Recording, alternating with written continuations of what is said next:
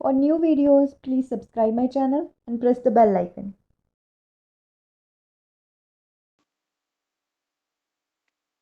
Hello everyone, welcome to Study dive.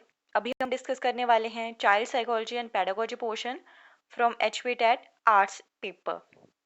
तो first question है, वेशभूषा, रहन सहन, आहार, धर्म, भाषा तथा रीति रिवाज इत्यादि व्यक्तित्व के कैसे निर्धारक हैं? तो इसका राइट आंसर हो जाएगा बी, सांस्कृतिक। नेक्स्ट है, 1912 में सर्वप्रथम बुद्धि लब्धि का संप्रत्यय किसने दिया था? तो इसका राइट आंसर हो जाएगा 1912 में जो इंटेलिजेंस कोशेंट आईक्यू फार्मूला दिया था वो किसने दिया था? स्टर्न ने दिया था। ओके, नेक्स्ट है, बालक एवं बालिकाओं का समाजीकरण अलग अलग क्यों होता है? Why the socialisation of boys and girls are different? तो इसका राइट आंसर हो जाएगा सी, समाज में दोनों से अलग अलग भूमिका प्रत्याशा के कारण, because of different expectation of role in the society. Next है, भाषा का विकास व्यक्तियों की सामाजिक अंत्यक्रिया का परिणाम है। किसने बोला था कि जो डेवलपमेंट ऑफ लैंग्वेज है इज द रिजल्ट ऑफ या outcome of the social interaction of human beings?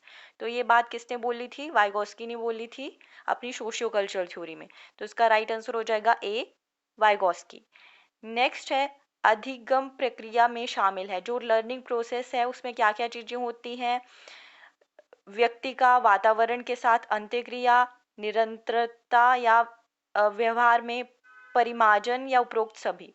तो जो लर्निंग प्रोसेस है उसमें interaction of a person with environment भी होती है, कंटिन्यूटी भी होती है, मॉडिफिकेशन इन बिहेवियर भी होती है। तो इसका राइट आंसर हो जाएगा D, all above. Gestalt means, gestalt का क्या अर्थ है? गेस्टॉल्ट का मतलब हो गया समग्र के रूप में, as a whole. A is the right answer. Next है, बालक के व्यक्तिगत अध्ययन को मनोवैज्ञानिक विधि है, जो साइकोलॉजिकल मेथड है individual study of a child, वो कौन सा है? रेटिंग स्केल या फिर क्वेश्चनियर या केस स्टडी या एक्सपेरिमेंटल मेथड? तो हमें कौन सा मेथड बताना है? साइकोलॉजिकल मेथड बताना है बच्चे की इंडिविजुअल स्टडी के लिए। तो इसका राइट आंसर हो जाएगा सी, केस स्टडी। नेक्स्ट है, फ्राइड के अनुसार व्यक्तित्व संरचना के प्रमुख घटक हैं। Name the main components of personality according to Freud. Sigmund Freud ने अपनी थ्योरी में मेन कंपोनेंट्स दिए थे, तो वो कौन से थे? Id, ego, super ego. तो इसका राइट आंसर हो जाएगा ऑल ऑफ दीज, उपरोक्त सभी। नेक्स्ट है, थॉर्नडाइक के सीखने के सिद्धांत के महत्वपूर्ण नियम हैं। थॉर्नडाइक की थ्योरी है, उसके जो इम्पोर्टेंस लॉज ऑफ लर्निंग है वो कौन से हैं? Law of readiness, law of exercise, law of effect या सभी? तो इसका राइट आंसर क्या हो जाएगा? तत्परता का नियम भी है, अभ्यास का नियम है, प्रभाव का नियम है। तो राइट आंसर हो जाएगा डी, उपरोक्त सभी। नेक्स्ट है, by whom was the theory of operant conditioning put forward. जो सक्रिय अनुबंधन सिद्धांत है वो किसने दिया था? तो इसका राइट आंसर हो जाएगा ए, स्किनर ने दिया था ऑपरेंट कंडीशनिंग थ्योरी। नेक्स्ट है, who propounded the insight theory of learning. जो सीखने में अंतर्दृष्टि सिद्धांत है वो किसने दिया था? तो इसका राइट आंसर हो जाएगा ए, कोलर ने। नेक्स्ट है, डेवलपमेंट इज ए प्रोसेस। जो विकास है वो कैसी प्रक्रिया है? तो इसका राइट आंसर हो जाएगा निरंतर, कंटिन्यूस प्रोसेस है डेवलपमेंट। नेक्स्ट है, the intelligence quotient of A child is 150, that child will be called. जो आईक्यू लेवल है बच्चे का वो कितना है? 150 है। तो उस बच्चे को क्या बोला जाएगा? मंदबुद्धि, सामान्य, प्रतिभाशाली या प्रखर? तो इसका राइट, जो 150 या 140 वाले होते हैं उसे अबव है, उन्हें क्या बोला जाता है? जीनियस, प्रतिभाशाली। नेक्स्ट है, खेल के माध्यम से बालक अपने संवेगों पर नियंत्रण करना सीख जाता है। तो यह विकास निम्न में से कौन सा है? क्या पूछा गया है? The child learns to have control over his or her emotions through games, out of the following development which one is the most appropriate? तो कौन सी डेवलपमेंट होगी बच्चे में अगर बच्चा अपने इमोशंस को कंट्रोल कर सकता है थ्रू गेम्स? तो इसका राइट आंसर क्या हो जाएगा? इमोशनल डेवलपमेंट, संवेगात्मक विकास। नेक्स्ट है, who is the founder of laws of learning? जो सीखने के नियम हैं वो किसने दिए थे? तो इसका राइट आंसर हो जाएगा थॉर्नडाइक। नेक्स्ट है, storage is a process of memory. तो जो संचयन स्मृति कौन सी प्रक्रिया है? द्वितीय, second is the right answer. Storage is the process of second memory. Next है, पियाजे के अनुसार बालक किस अवस्था में तार्किक चिंतन आरंभ कर देता है? जो जीन पियाजे ने कोग्निटिव डेवलपमेंट थ्योरी है उनके अकॉर्डिंग जो बच्चा है उसमें लॉजिकल और एब्स्ट्रैक्ट थिंकिंग कब बिगिन होती है? तो यहाँ पे पूछा गया है कि eight which stage it begins, कब प्रारंभ होती है? तो जो टर्निंग पॉइंट है वो कब आ जाता है? कंक्रीट ऑपरेशनल स्टेज में आ जाता है, बट जब एग्जैक्ट की बात करें तो एग्जैक्ट किस स्टेज में होती है? फॉर्मल ऑपरेशनल स्टेज में। तो अगर बिगिंस को देखें कि कब शुरू होती है तो हम इसको लेके चल सकते हैं कंक्रीट ऑपरेशनल स्टेज में, जो मूर्त संक्रियात्मक अवस्था है।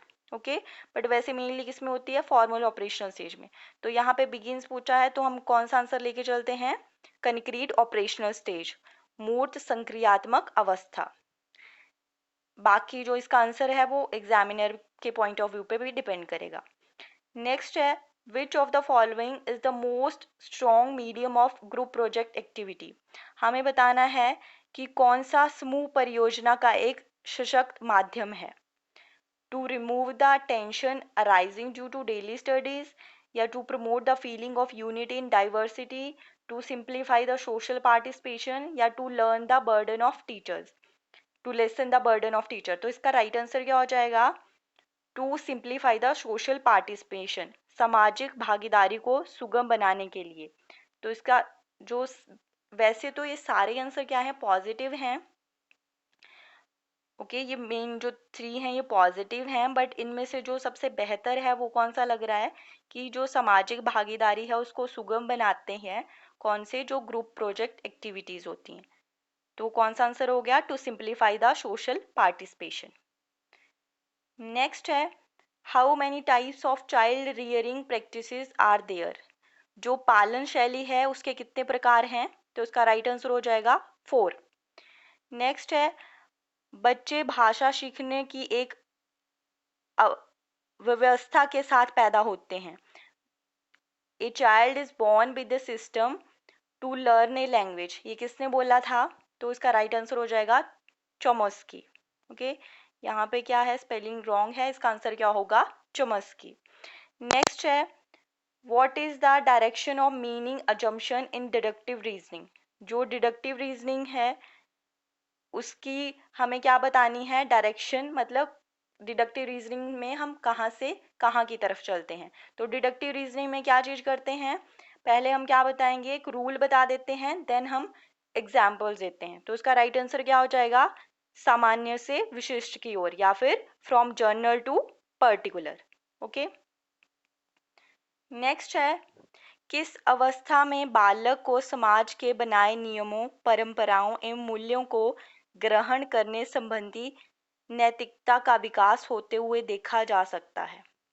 वैसे तो क्या चीज आएगी इसमें कि जो मोरालिटी है वो फर्स्ट लेवल से ही स्टार्ट हो जाती है। कौन कौन से लेवल्स हैं?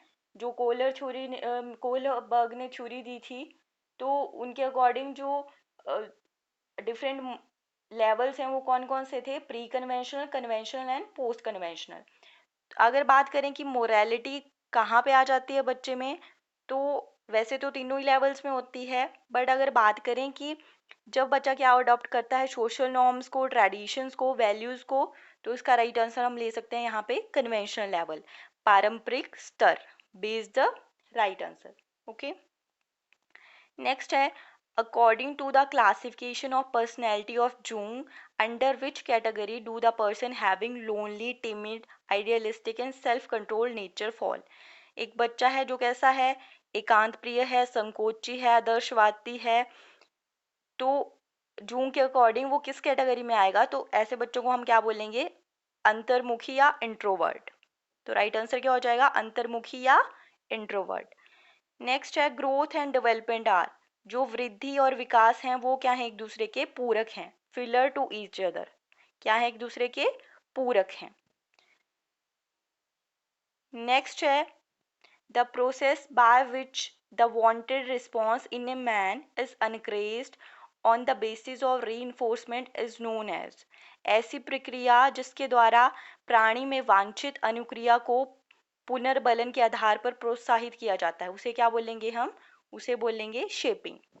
वैसे शेपिंग एंड चेनिंग क्या है, एक ही प्रोसेस के पार्ट हैं, बट जब बात आती है, पहले क्या आएगी, शेपिंग आएगी, देन चेनिंग आती है, जब हमें क्या करना है कि वांटेड रिस्पॉन्स को एनकरेज करना है किसी बच्चे में। नेक्स्ट है how many variables are there in psychological experiment, किसी मनोवैज्ञानिक प्रयोग में कितने चर होते हैं, तो कौन कौन से वेरिएबल्स या चर होते हैं, डिपेंडेंट एंड इंडिपेंडेंट, तो कितने टाइप आ गए, 2 टाइप्स। नेक्स्ट है which gland is known as master gland, किस ग्रंथि को मास्टर ग्रंथि कहा जाता है, तो उसका राइट आंसर हो जाएगा पिट्यूटरी ग्लैंड को। नेक्स्ट है in how many parts Maslow has divided the 5 needs of human beings in 1954, तो 1943 में जब मैस्लो ने 5 नीड्स दी थी तो कितने पार्ट्स में डिवाइड किया था, 2 को किया, 2 में किया था, बट 1904 में कितने पार्ट्स में डिवाइड किया, 3, तो इसका राइट आंसर हो जाएगा 3। नेक्स्ट है name the process by which the present experience of the world is known, क्या बताना है, जिस प्रक्रिया द्वारा संसार की तात्कालिक अनुभवों का ज्ञान होता है उसे किस नाम से जानते हैं, तो इसका राइट आंसर हो जाएगा कोग्निशन या संज्ञान।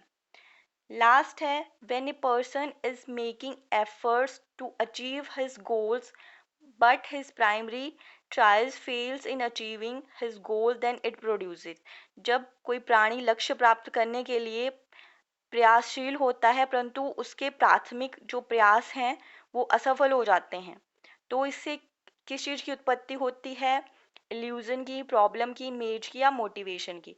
तो अकॉर्डिंग टू साइकोलॉजी जब हम क्या करते हैं, एफर्ट्स करते हैं किसी चीज़ के लिए और हम क्या हो जाते हैं, प्राइमरी प्राइमरी एफर्ट जो है हमारे वो फेल हो जाते हैं, तब क्या पैदा होता है, उससे इल्यूजन, भ्रम की स्थिति पैदा होती है। ओके, तो ये था last question. Thank you, and if you like the video please subscribe my channel.